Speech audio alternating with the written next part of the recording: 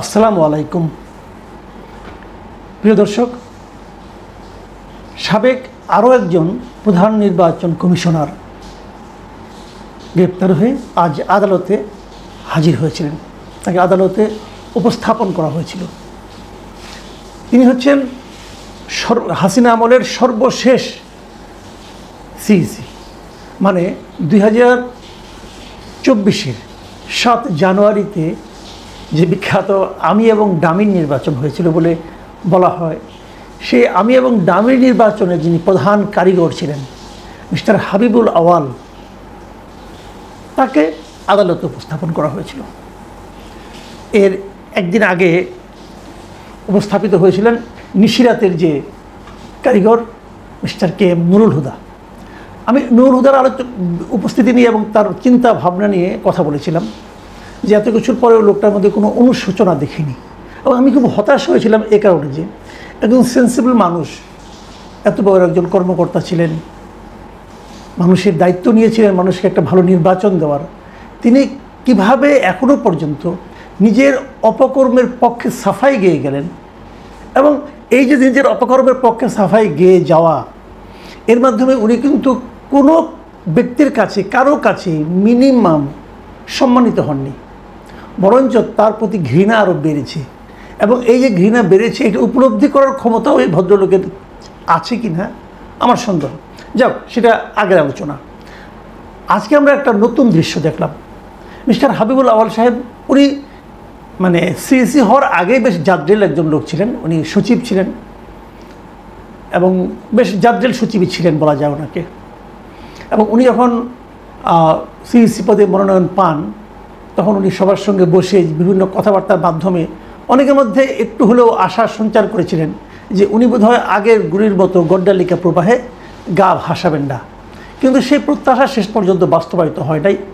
উনিও লোভের কাছে অথবা ভয়ের কাছে আত্মসমর্পণ করেছেন অথবা আলিঙ্গন করেছেন, এটাকে যে হিসাবেই ধরা হোক না কেন।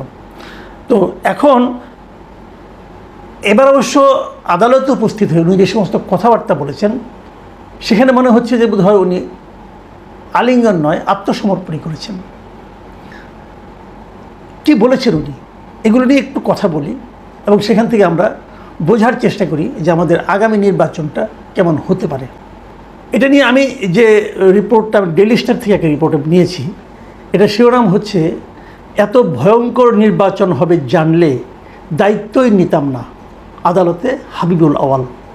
মানে উনি আদালতের কাছে বলেছেন যে এই নির্বাচনটা যে এত খারাপ হবে, এটা বুঝলে উনি নাকি দায়িত্বই নিতেন না। তো ওনার এটা আমার কাছে মনে হয়েছে একটা 100% নির্জলা মিথ্যা কথা। এটা যে ভয়ঙ্কর নির্বাচন হবে, এটা কে না জানত? উনি এত জ্ঞানী একজন লোক, উনি এটা কেন জানতেন না, এটা ভেবে আমি আসলে বিস্মিত হচ্ছি। না জানার কি আছে?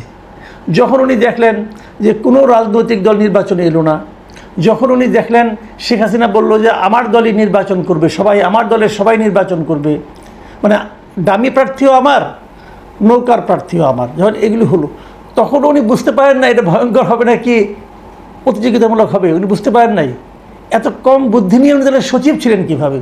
যাই হোক, উনি আবার কথা বলেন কিন্তু খুব সুন্দর। আমি বিভিন্ন সময় দেখেছি উনি কিন্তু মানে ওনার কিন্তু বাক চাতুর্য বেশ চমৎকার, সুন্দর করে গুছিয়ে স্মার্টলি উনি কিন্তু কথা বলতে পারেন।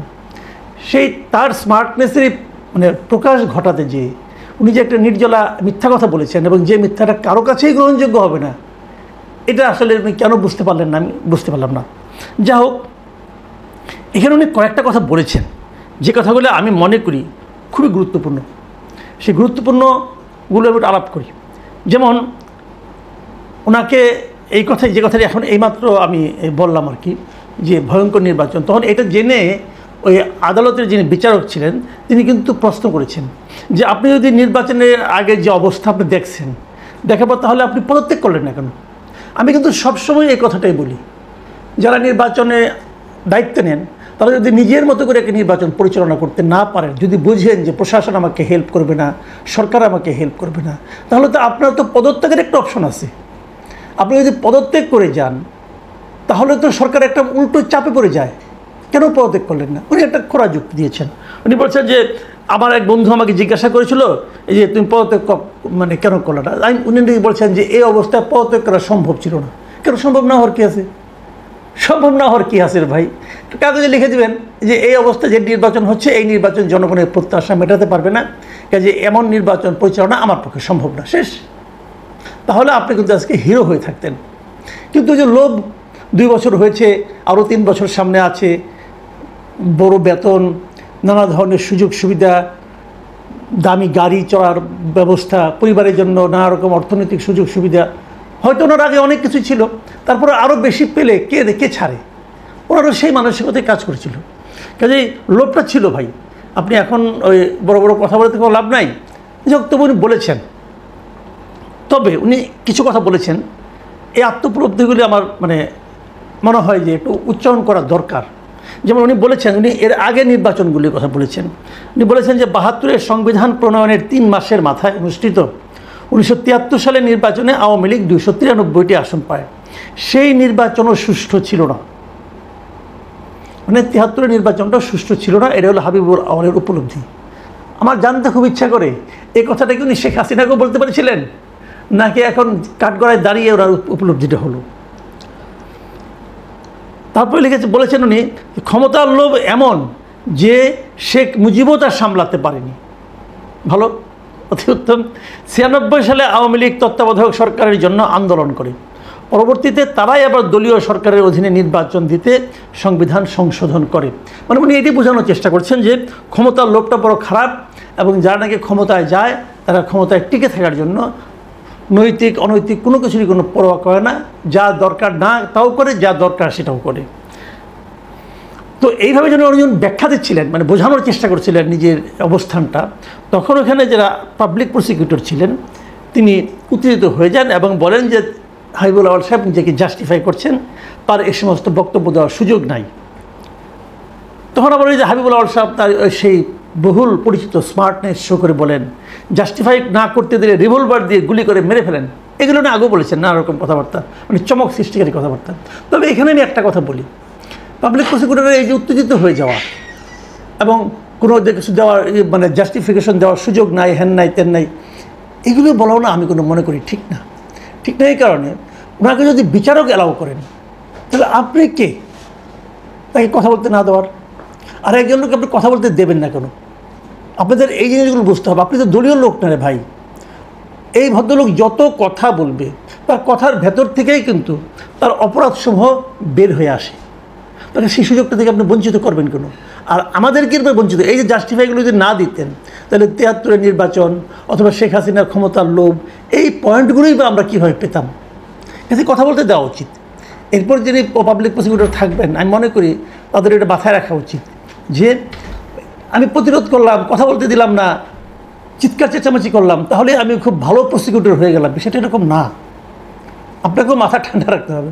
হ্যাঁ, দলীয় একটা ব্যাপার তো আছেই।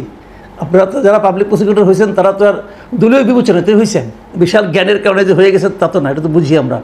তো দল করেন ভাই, কোনো সমস্যা নাই, কিন্তু আইনগুলো মেনে চলেন, আইনের মধ্যে থাকলে ভালো হয়।